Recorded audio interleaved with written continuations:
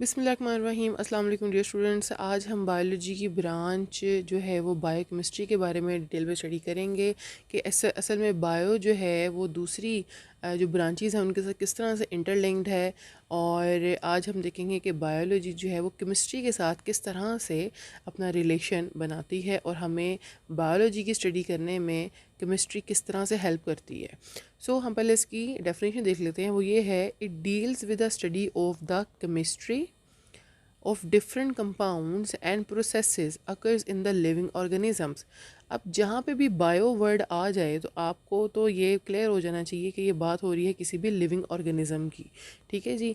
तो कोई भी केमिकल प्रोसेसेस या कोई भी ऐसे कंपाउंड्स या केमिकल कंपाउंड जो किसी लिविंग ऑर्गेनिज्म के अंदर मिलें, और वो कोई भी केमिकल प्रोसेसेस जो किसी भी लिविंग ऑर्गेनिज्म के अंदर हो रहे हैं, तो उसे हम उसकी सारी स्टडी को हम कहते हैं वो बायोकेमिस्ट्री है। ठीक है जी। अब इसे हम इसकी एग्जांपल कौन कौन सी हैं। अब एग्जांपल आप देख लें, मेटाबॉलिज्म है। हमारा जो मेटाबॉलिज्म है, हमारा जो खाने का जो हज़म किस तरह से होता है हमारा खाना, वो किस के थ्रू होता है मेटाबॉलिज्म। वो हमारे बॉडी के अंदर डिफरेंट केमिकल्स होते हैं, एसिड होता है जो कि हमारे खाने को गलाता है। ठीक है। डाइजेशन है जिसमें इंटेस्टाइन का पूरा प्रोसेस है, उसमें भी और उसमें हमारा स्टमक आ जाता है, लार्ज एंड स्मॉल इंटेस्टाइन आ जाती है। हमारे ओरल कैविटी से लेकर माउथ से लेकर एनस तक जिस तरह जितना भी प्रोसेस है ये सारा डाइजेशन का आता है। वो किस तरह से हमारे खाने और हमारे फूड को हमारे अंदर एब्जॉर्ब होने में हेल्प करता है। और वो कौन से ऐसे एसिड या केमिकल्स हैं जो हमारी बॉडी जो है वो उस वक्त रिलीज़ करता है मेटाबॉलिज्म डाइजेशन के थ्रू, जिसकी वजह से हमारा जो खाना है वो बहुत ईजीली एब्जॉर्ब हो जाता है।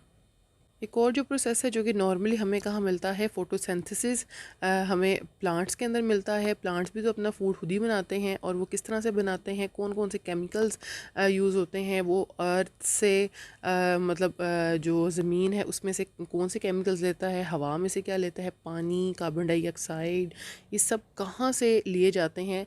इस सब की स्टडी को, केमिकल रिएक्शंस जिस तरह जो भी होते हैं उन सब को हम बायोकेमिस्ट्री में स्टडी करते हैं। एक और प्रोसेस आ जाता है रेस्पिरेशन, सांस लेने का अमल, जिसमें आप देखते हैं कि कार्बन डाइऑक्साइड हम रिलीज़ करते हैं और ऑक्सीजन जो है उसको हम अपने अंदर लेके जाते हैं। तो इस सारे प्रोसेस को भी, रेस्पिरेशन के प्रोसेस को, और ये केमिकल जो हैं, ये कंपाउंड जो हैं, वो किस तरह से किसी लिविंग ऑर्गेनिज्म पे अपना असर अंदाज होते हैं, सब की स्टडी हम किस में कर रहे हैं, बायो केमिस्ट्री में इसकी स्टडी करते हैं।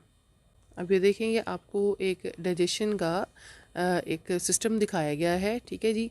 जिसमें आप ये देख सकते हैं कि किस तरह से एक यहाँ पे स्टमक है, small intestine and large intestine, और इसमें कौन कौन से केमिकल्स एंड कंपाउंड जो हैं। आपको ये भी पता होगा कि हमारे जो स्टमक है उसमें एक एसिड मौजूद होता है जिसे हम HCl कहते हैं।